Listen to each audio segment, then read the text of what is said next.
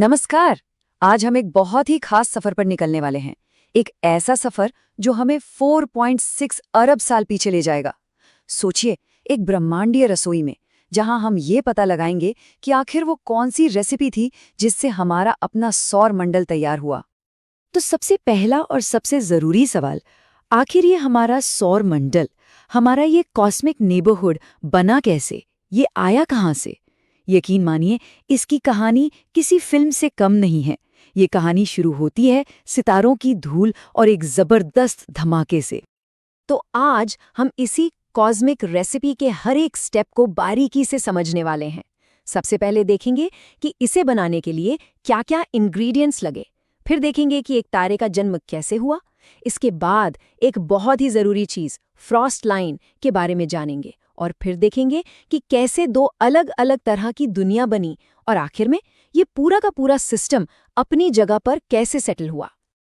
तो चलिए कहानी शुरू करते हैं पहले स्टेप से, हमारी ब्रह्मांडीय सामग्री, यानी वो विशाल मौलिक बादल जहां से हर चीज की शुरुआत हुई। हमारे सौरमंडल के जो शुरुआती इंग्रेडिएंट्स थे, उनमें 98% तो सिर्फ हाइड्रोजन और हीलियम ही था, मतलब यूनिवर्स के सबसे आम तत्व। लेकिन जो असली कहानी है ना, जो असली जादू है, वो छिपा है उस बचे हुए छोटे से 2% में। जी हाँ, सिर्फ 2%। इसी 2% में थी धूल, बर्फ और वो सारे भारी तत्व जो असल में पुराने मर चुके सितारों की राख से बने थे। और सबसे कमाल की बात जानते हैं क्या है? हमारा ये ग्रह, इस पर मौजूद हर एक चीज, सब कुछ उसी 2% का हिस्सा है। जरा सोचिए। तो अरबों सालों तक ये विशाल मॉलिक्यूलर क्लाउड बस स्पेस में यूं ही तैरता रहा। बहुत ज्यादा ठंडा, करीब करीब -263 डिग्री सेल्सियस, और ये एक बड़े ही नाजुक से बैलेंस में टिका हुआ था। मतलब ग्रेविटी इसे अपनी तरफ खींचना तो चाहती थी, लेकिन इसके अंदर की जो टर्बुलेंस थी, जो मैग्नेटिक फील्ड्स थी, वो इसे बिखरने से रोके हुए थी। तो सवाल ये है कि इस शांत, संतुलित बादल को आखिर किस चीज ने छेड़ा? यहीं से कहानी में आता है एक जबरदस्त ट्विस्ट, वो एक घटना जिसने इस पूरे क्रिएशन के प्रोसेस को किक स्टार्ट कर दिया। और वो ट्रिगर था एक सुपरनोवा शॉकवेव। मतलब पास के ही किसी बहुत बड़े तारे में एक जोरदार धमाका हुआ, एक सुपरनोवा। और उस धमाके से निकली शॉकवेव ने आकर हमारे इस शांत बादल को एक जोर का धक्का दिया, बिल्कुल वैसे ही जैसे शांत पानी में पत्थर फेंकने से लहरें उठती हैं। और बस इस एक धक्के ने एक चेन रिएक्शन शुरू कर दिया। सबसे पहले तो शॉकवेव ने बादल के एक हिस्से को दबा दिया, उसे कंप्रेस कर दिया, जिससे वो और ज्यादा घना हो गया। और जैसे ही डेंसिटी बढ़ी, ग्रेविटी को मौका मिल गया। अब ग्रेविटी की ताकत ज्यादा हो गई और बादल ने अंदर की तरफ, अपने ही सेंटर की ओर ढहना शुरू कर दिया। अब जैसे जैसे ये बादल अंदर की तरफ ढह रहा था, एक और मजेदार चीज हुई। ये बहुत तेजी से घूमने लगा और चपटा होता गया। ये कंजर्वेशन ऑफ एंगुलर मोमेंटम की वजह से हुआ। इसका सबसे अच्छा उदाहरण है एक आइस स्केटर। देखा है ना, जब वो अपने हाथ अंदर खींचता है तो कितनी तेजी से घूमने लगता है। बिल्कुल वही चीज यहाँ हुई। और इसी घूमती हुई चपटी डिस्क को हम कहते हैं प्रोटोप्लैनेटरी डिस्क। यही वो जगह थी जहां ग्रहों का जन्म होना था। अच्छा, अब हम इस रेसिपी के शायद सबसे जरूरी स्टेप पर आ गए। एक ऐसी अदृश्य लाइन, एक ऐसी बाउंड्री जिसने हमारे सौर मंडल का पूरा नक्शा ही तय कर दिया। इस लाइन को कहते हैं फ्रॉस्ट लाइन।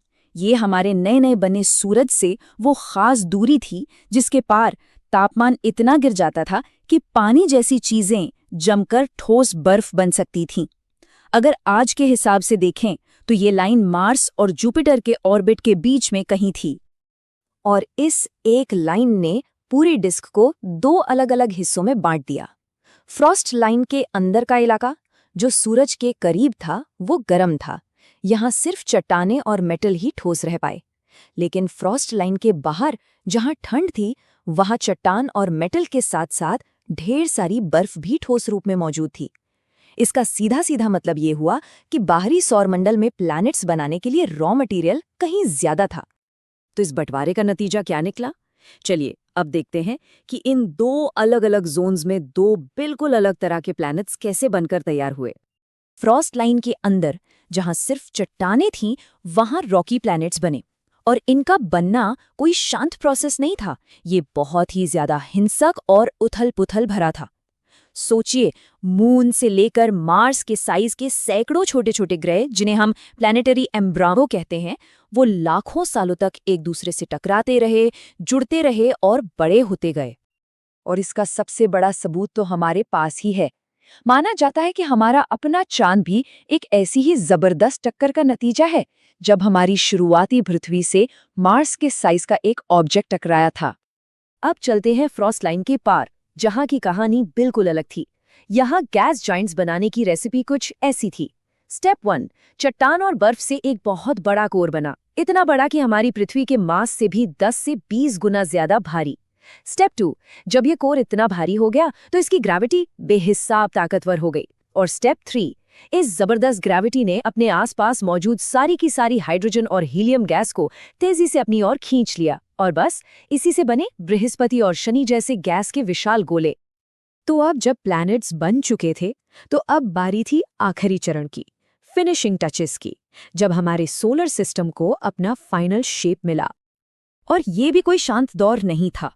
बनने के लगभग 60 करोड़ साल बाद जुपिटर जैसे बड़े बड़े ग्रहों ने अपनी जगह बदली, अपने ऑर्बिट्स शिफ्ट किए, और इस उठापटक की वजह से पूरे सोलर सिस्टम में मलबा इधर उधर बिखर गया।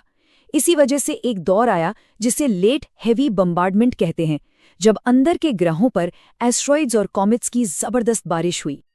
और इस सारी उथल-पुथल के बाद जो मलबा बच गया, वो आज भी हमारे सोलर सिस्टम का हिस्सा है, जैसे कि एस्ट्रॉइड बेल्ट, जो जुपिटर की ग्रेविटी की वजह से कभी कोई प्लैनेट बन ही नहीं पाया, या फिर काइपर बेल्ट, नेपच्यून के पार बर्फीले ऑब्जेक्ट्स का एक बहुत बड़ा इलाका, और सबसे बाहर ऊट क्लाउड, जो हमारे सोलर सिस्टम को घेरे हुए कॉमेट्स का एक विशाल गोला है। तो उस एक बादल से लेकर आज के इस सोलर सिस्टम तक, इस पूरे सफर में लगे लगभग 4.6 अरब साल। सोचकर ही हैरानी होती है ना?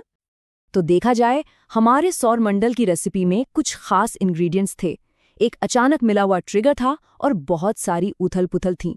ये सब हमें ये सोचने पर मजबूर करता है कि इस विशाल ब्रह्मांड में और कितने ऐसे सोलर सिस्टम होंगे जिन्होंने बिल्कुल या लगभग ऐसी ही रेसिपी को फॉलो किया होगा।